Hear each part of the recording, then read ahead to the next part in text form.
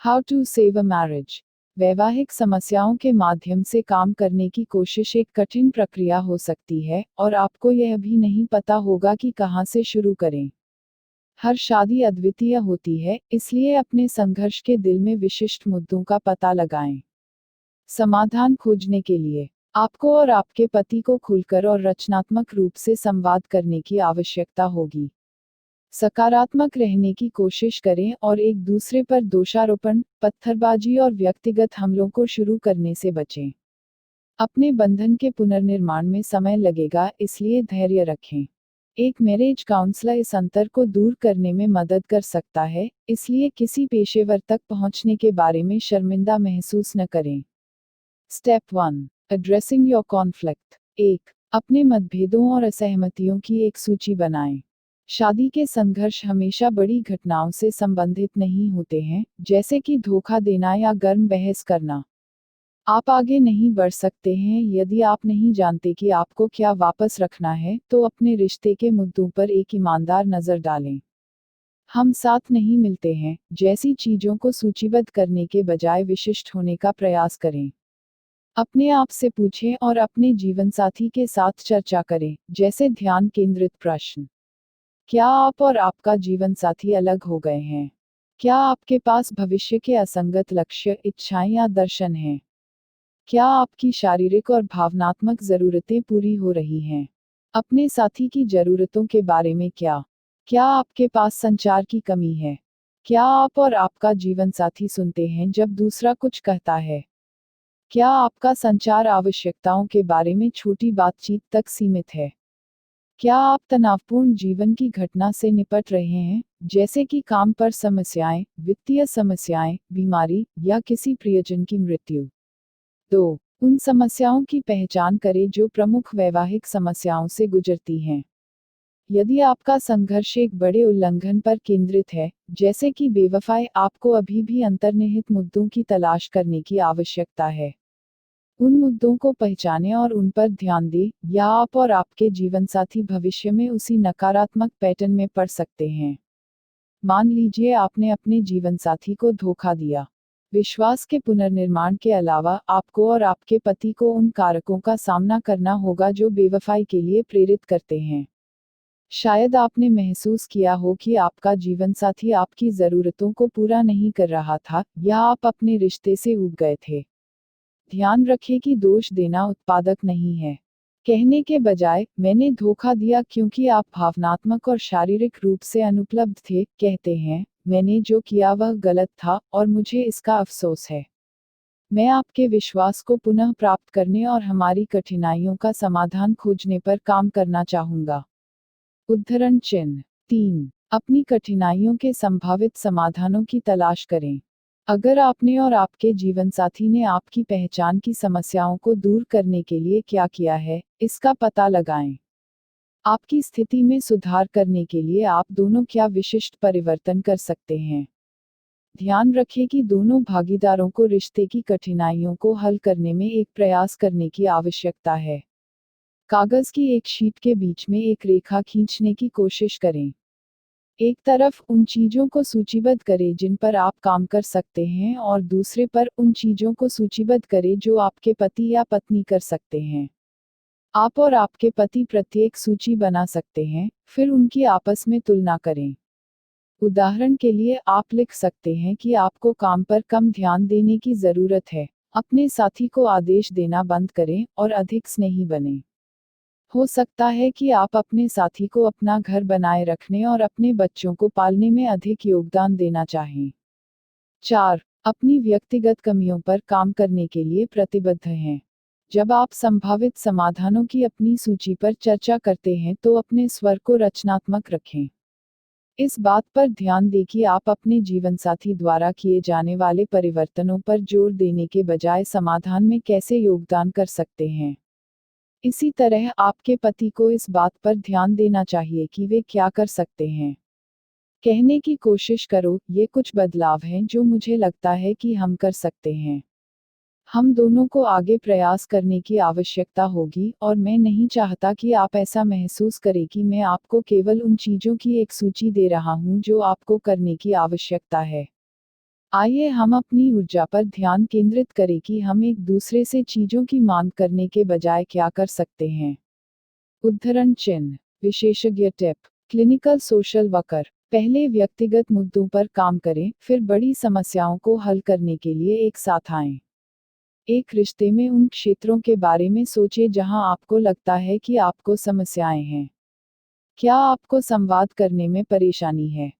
क्या आप अपने साथी के लिए अधिक उपस्थित होना चाहते हैं?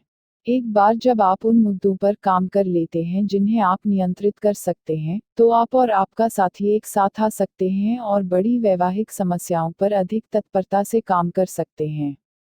5. मैरिज काउंसलर की मदद लें। एक काउंसलर एक उद्देश्य परिप्रेक्ष्य प्रदान कर सकता है और आपके रिश्ते में अंतर को दूर करने के लिए आवश्यक कौशल विकसित करने में आपकी मदद कर सकता है। एक परामर्शदाता या चिकित्सक को देखने के बारे में नर्वस या आत्म जागरूक न होने का प्रयास करें। पेशेवर की मदद लेने में कुछ भी गलत नहीं है। यदि आप बेवफाई, नशे की लत या अवमानना जैसे मुद्दों से निपट रहे हैं, तो परामर्श प्राप्त करना विशेष रूप से बुद्धिमान है। विवाद तब होता है जब साथी घृणा व्यक्त करते हैं, छीना झपटी करते हैं, या अपमान के साथ एक दूसरे का मनोबल गिराने की कोशिश करते हैं, जैसे कि आप हारे हुए हैं, आपके साथ कुछ गड़बड़ है, या आप कभी भी अच्छे नहीं होंगे। स्टेप 2. Improving communication. 1.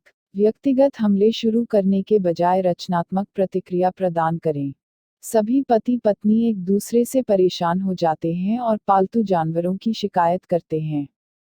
हालांकि, यदि आप और आपके पति लगातार व्यक्तिगत हमले करते हैं, तो एक दूसरे की उपस्थिति में होने पर अंडे के छिलके पर चलने जैसा महसूस होता है।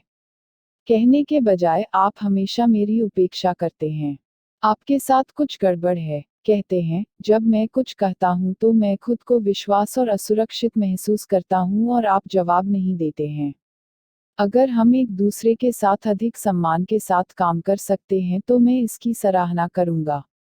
उद्धरण चिन्ह। रचनात्मक प्रतिक्रिया किसी के व्यक्तित्व को लक्षित करने के बजाय विशिष्ट कार्यों को संबोधित करती है।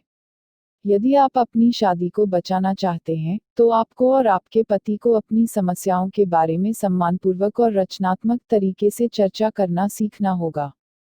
2. रुके, सांस लें और चिल्लाने की बजाय आराम करें। आप अपने जीवनसाथी के साथ चाहे कितने भी निराश क्यों न हो, अपने स्वभाव पर नियंत्रण रखने की पूरी कोशिश करें। अपनी शादी को बचाने के लिए आपको और आपके पति दोनों को अपनी भावनाओं को ध्यान में रखना होगा।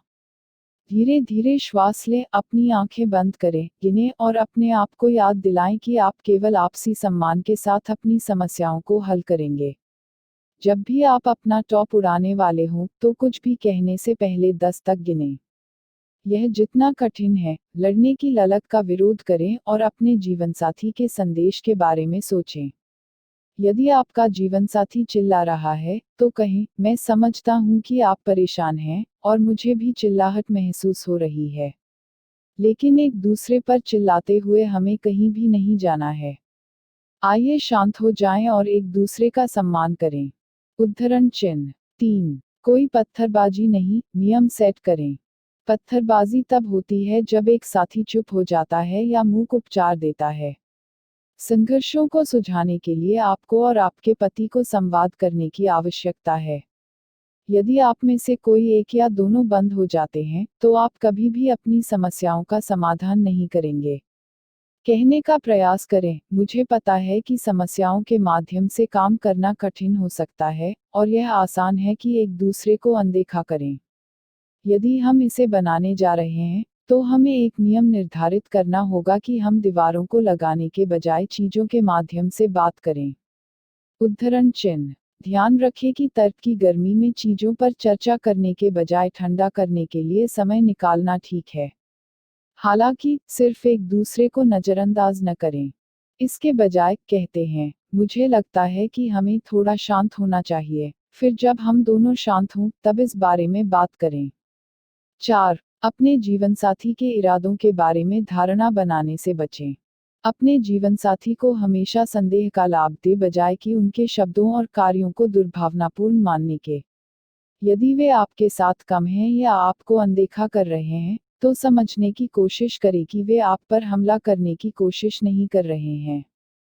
क्रोध से जवाब देने के बजाय उन्हें सहानुभूति दिखाने की पूरी कोशिश करें।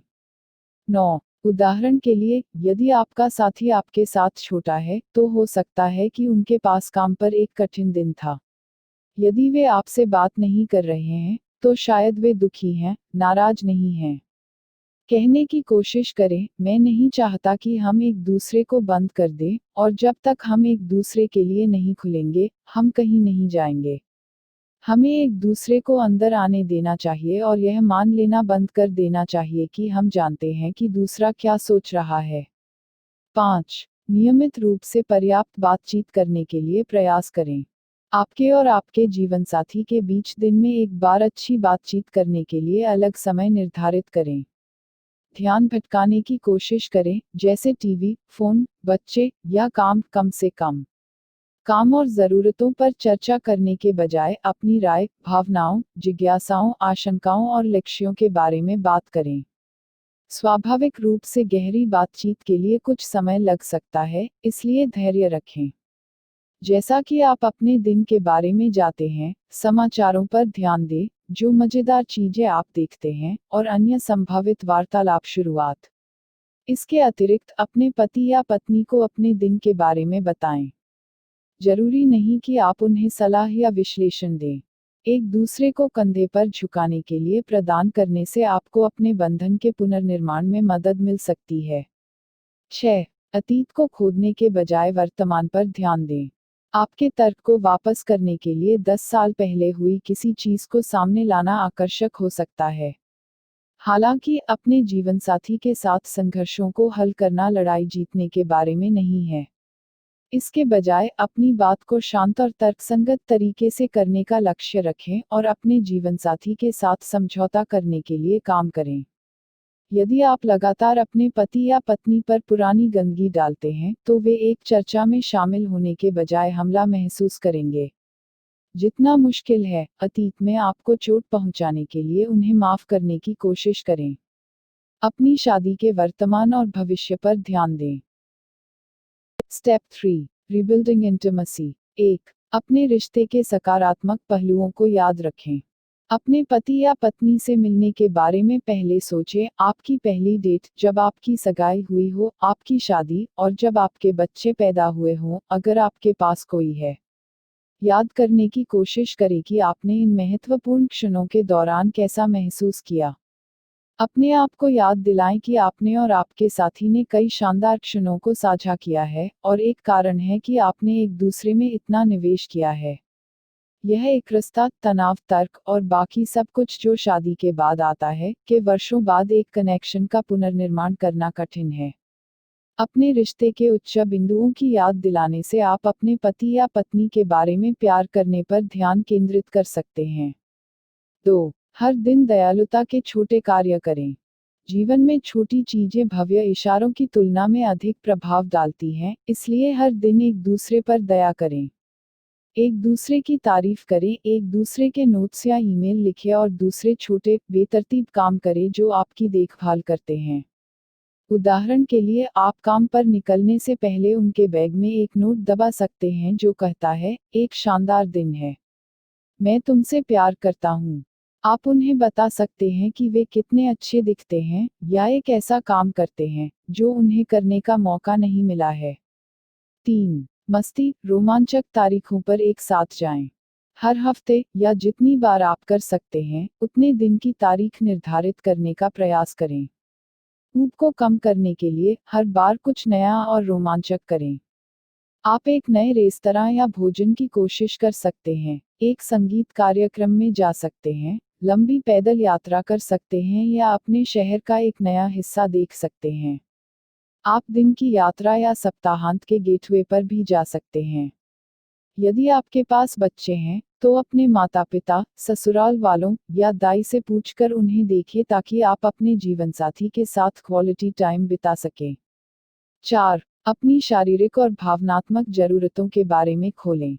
अपने जीवनसाथी को बताएं कि आप अपनी जरूरतों, चाहतों और इच्छाओं के बारे में एक दूसरे के साथ खुले और ईमानदार रहना चाहते हैं। उन्हें बताएं कि वे आप पर भरोसा कर सकते हैं और वे निर्णय के डर के बिना कुछ भी साझा कर सकते हैं। कहते हैं, हम चाहते हैं कि हम एक दूसरे से जो चाहते हैं, उसके बारे में ईमानदार रहें। मैं आपकी भावनात्मक और शारीरिक ज़रूरतों को पूरा करना चाहता हूँ और हम दोनों को एक दूसरे को यह बताने की ज़रूरत है कि सबसे अच्छा साथी कैसे होना चाहिए। उद्धरण चिन्ह। यह अपने आप को कमज़ोर बनाने और कहने के लिए डरावना है, मुझे आपको यह बताने की ज़रूरत है कि आप मुझसे प्यार करते हैं और मुझे आकर्षक लगते हैं, या मैं बेडरूम में कुछ नया करने की कोशिश करना चाहता हूँ। अपने आप को असुरक्षित बनाने का साहस होना ठीक वैसा ही हो सकता है जैसा कि आप दोनों को अपने बंधन को गहरा करने की आवश्यकता है। 5. थोड़ा थोड़ा करके शारीरिक रूप से अंतरंग बनने की कोशिश करें। शारीरिक बंधन को फिर से बनाना कठिन हो सकता है, इसलिए इसे धीमा करें। हाथों को पकड़ना, गले लगाना और अधिक बार लंट को हिलाना शुरू करें। आप और अधिक आरामदायक किया जा रहा है शारीरिक रूप से अंतरंग अंत में एक दूसरे को छू चुंबन और अधिक बार यौन संबंध रखने पर काम बढ़ने के रूप में। यह सुनिश्चित करने के लिए अपने पति या पत्नी के साथ की जांच करें कि वे सहज हैं। आप कह सकते हैं, क्या मुझे कोई इतराज है अगर मैं आपका हाथ पकड़ूं? मूवी देखते समय, या पूछें कि क्या वे एक लंबे दिन के बाद वापस रगड़ना चाहते हैं। टिप्स। जब भी आप कहेंगे कि आप कुछ करेंगे, तो आपको और आपके पति दोनों को अनुसरण करने की आवश्यकता है। यदि आप कहते हैं कि आप बच्चों को उठाएंगे, एक घर का काम करेंगे, या किराने की दुकान पर जाएंगे, तो यह सुनिश्चित करें। ट्रस्ट के पुनर्निर्माण के लिए निम्नलिखित आवश्यक है। एक दूसरे के लिए चीयरलीडर्स बनने की पूरी कोशिश करें। एक दूसरे की सफलताओं का जश्न मनाएं और जब चीजें गलत हों तो एक दूसरे का समर्थन करें। चेतावनी। यदि आप अपनी शादी को बचाने का एकमात्र प्रयास कर रहे हैं, तो विचार करें कि इसका क्या मतलब हो सकता है। अपने साथी से इस बारे में बात करें कि वे रिश्ते में रहना चाहते हैं या नहीं।